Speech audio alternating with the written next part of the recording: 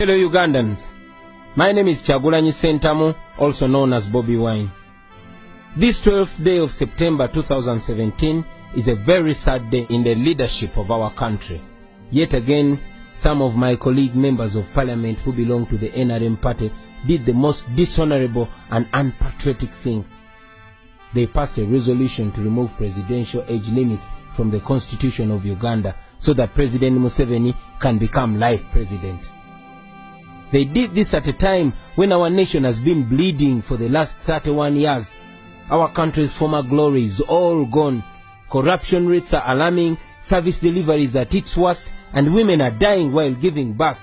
Unexplained murders everywhere, and the judiciary is a mockery. Our children face an uncertain future, where unemployment is the order of the day. The national debt has turned us into slaves, and the gun has become the master. The one-time pearl of Africa is now a laughing stock among nations. All our public assets have been sold, and as if it's not enough to satisfy their appetite, after selling almost all public properties, the government now wants to take people's private land. And in response to this, your elected members of parliament think the best response to this crisis and national shame is to remove age limits. Other than thinking of rescuing Uganda from this mess, they are asking that Uganda sinks even deeper. Well, my message to them is this: you are traitors. You have betrayed your country.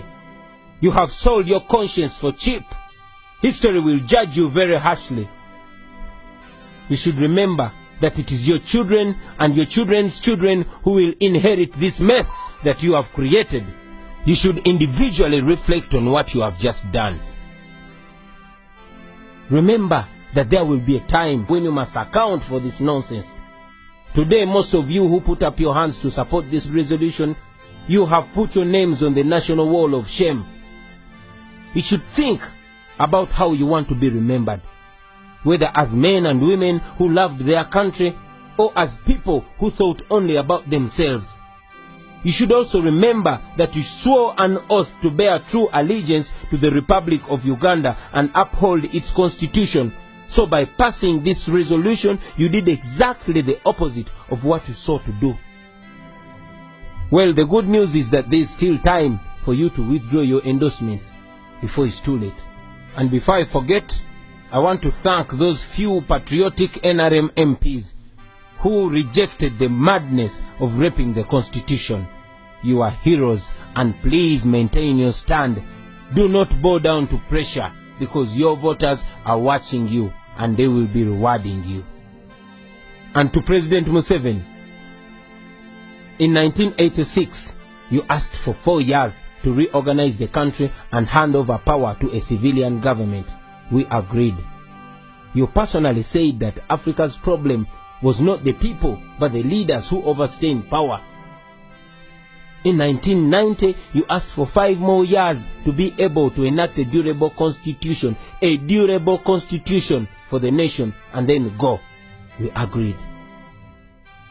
In 1995, you asked for a new mandate under the constitution. You asked for 5 more years. We agreed. In 2001, you requested the nation to renew your mandate for the last constitutional term. We agreed. In 2005, you moved to remove presidential term limits.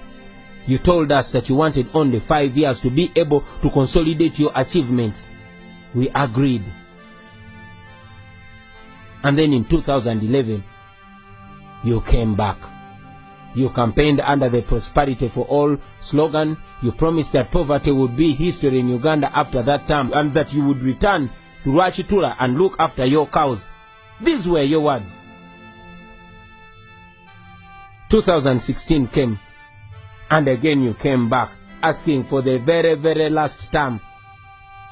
Yes, in a televised address, you told the nation, and you swore that you would certainly not lead beyond 75 years of age. You told us that after 75, a leader would no longer have the vigor required to run a country. You promised that your last term would be a term pledging to fight and end corruption. Well, Mr. President, you have failed us on all these promises, and our hope was that you would end your term in 2021 and give way for the nation to begin a new chapter. And if you do that, the nation will be grateful for your contribution. Mr. President, Bob Marley said, you can fool some people sometimes, but you can't fool all the people all the time. You cannot lie to a whole nation and think each time you will get away with it.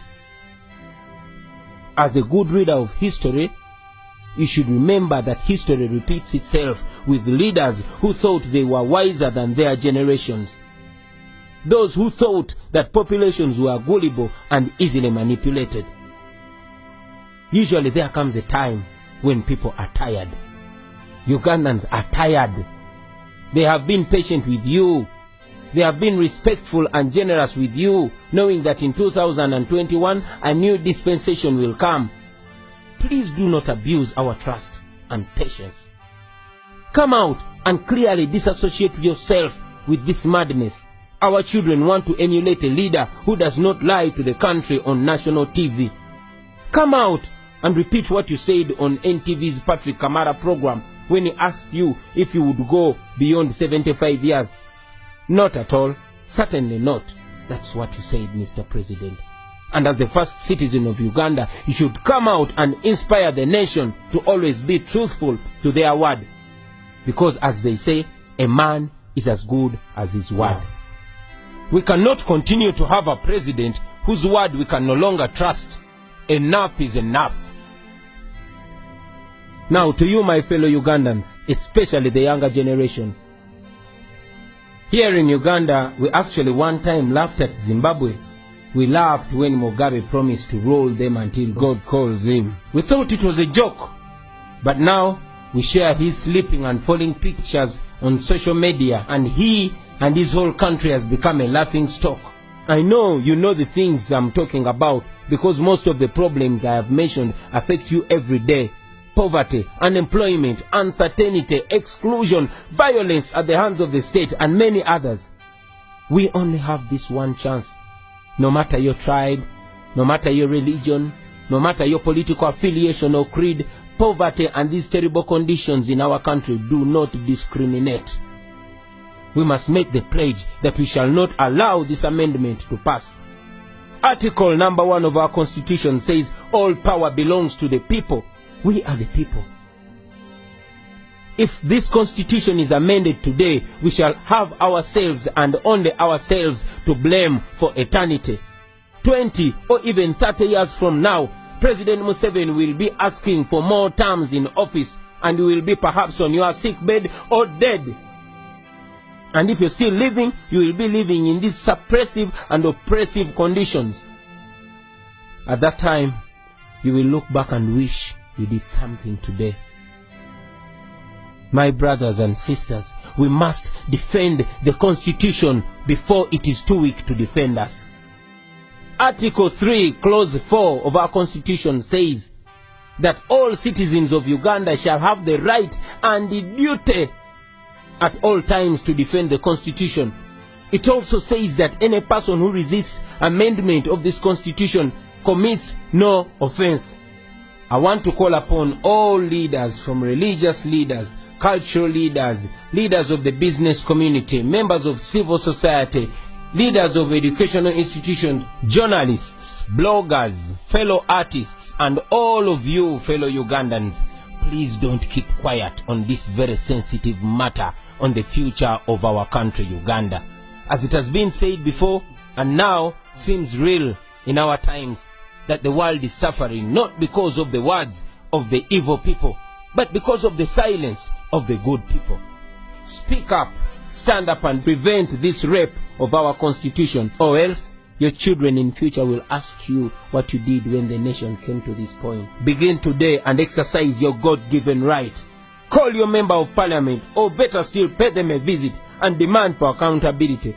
Stand up and speak up. Rise up before it's too late, my brothers and sisters.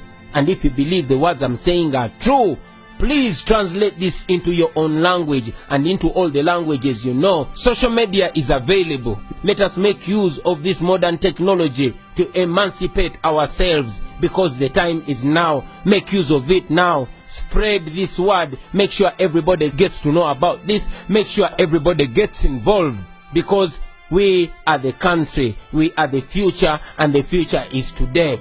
Thank you very much. For God and my country.